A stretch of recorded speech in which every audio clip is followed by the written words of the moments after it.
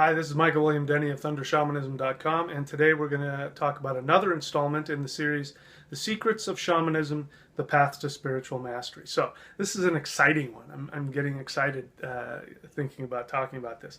Today we're going to be talking about the difference between Kundalini and Chi or Prana. Chi or Prana, Chi is the Chinese word. Everybody's heard of that. Qigong means energy work, life force energy work. Prana is life force energy connected with breathing exercises. That's life force energy. Chi or prana is life force energy. Kundalini is not chi.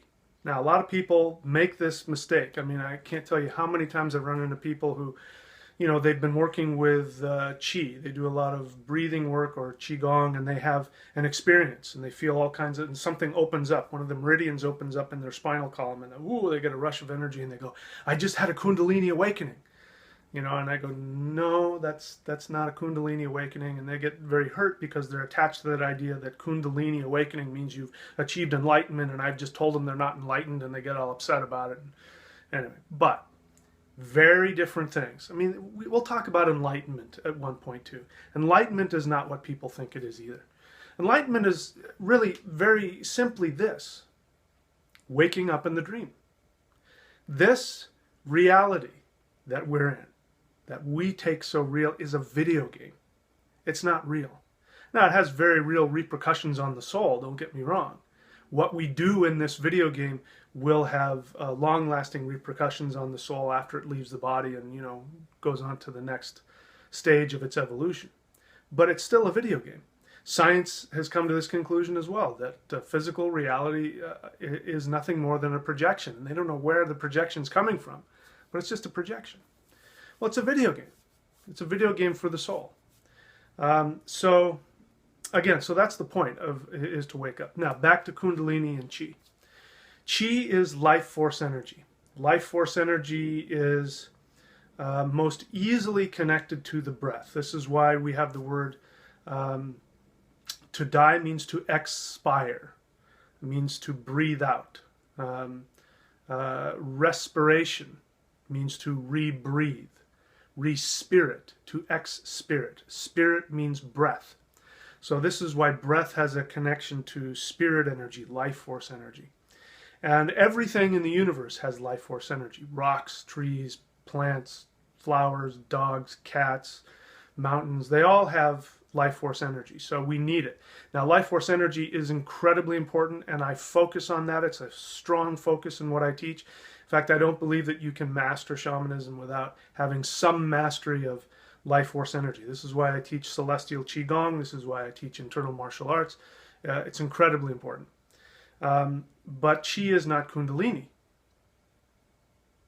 Kundalini is, although it works synergistically with life force energy, in other words, it is possible to work on life force energy. And, when you've spent years and years with breathing exercises, you may have a Kundalini awakening. Now, just because you've had an experience where you feel, bolts of energy going up, that does not mean you've had a Kundalini awakening. People talk about this, and that's more like what we would call chi sickness. And it means that the meridians are blocked or overloaded, or, there's a science to chi too, Anyway, it's a longer subject. But what Kundalini is, the texts say that it's wound up around the base of the spine like a snake. And Kundalini is referred to in the feminine. Now, in the mythology, the feminine has to do with the earth. This is why we call her Mother Earth, Father Sky, Mother Earth. This is why Shiva is male and Shakti, which is earth, is female. The marriage of Father Sky and Mother Earth. So Kundalini is connected to Mother Earth. And the feminine has to do with birthing, and birthing has to do with manifesting. So that is why, by the way, in all of the ancient fairy tales, there was the wicked witch. Nowadays we have the bad, evil monarch or the bad, evil, warrior, but we live in a different time now. our ancestors, even back in the Middle Ages, they were still drawing on this old shamanic understanding that attachment to the physical world was potentially very dangerous. And so you symbolize that with the wicked witch, the powerful witch. You have to be careful. Hansel and Gretel walking down the forest are going to get pulled into the gingerbread house and eaten alive. That is symbolic of our psyches being attached to our physical desires and attachments. So unlike the ascetic who's trying to push away his desires and achieve enlightenment, the shaman doesn't do that. The shaman embraces all of his desires. He lives in life. He or she lives in this world, enjoys physical pleasures, but doesn't get attached to them, ideally. But that danger is still there. So that's why Kundalini is connected to that. Now, as Kundalini rises through the spine, it is a power that rises through the spine. It is the self. It is the psyche of the individual, not the spirit of the individual, but the psyche of the individual. The eternal soul right here is always eternal. It's connected to everything all the time. The psyche, on the other hand, is not. And as the psyche begins to move up through the chakras from the base of the spine, it starts to encounter different lessons. First, the bottom chakra is all about security, stuff. Children they just want their stuff, and they want their mom and their dad, they want security. And so as the Kundalini awakens and goes through all of the chakras all the way up, it has to experience all of these things to find the higher vibration of those issues. Gets to the top and then goes back down again. But just because you've had a Kundalini awakening, doesn't necessarily make you an enlightened being. It makes you a fully human being. It means that your psyche has been fully developed. That's all that it means.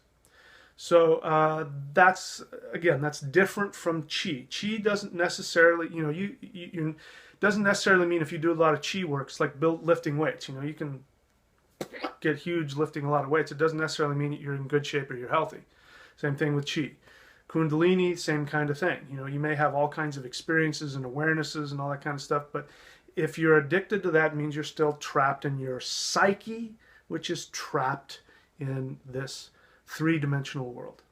So there's some, again, much deeper subject we could go into, but I wanted to give you an outline of that. Hopefully it will get you thinking. So I'm looking for 5 apprentices. And so I'm opening the floodgates for people to work with me. Now, I'll work with more than 5. I'll work with however many people want to work with me until you and I decide that we want to work together on a permanent basis. And then when I have 5 people who I know are completely committed to really learning everything that I know, from those 5, I'm going to find 2 people who really have what it takes. And for those people, I will give everything that I know to them. Because it is my duty to make sure that there's at least one person out there who has all of my knowledge and will go on to perfect that. So click on Celestial Qigong, because I think that's very important. You have to have power in order to be a master shaman.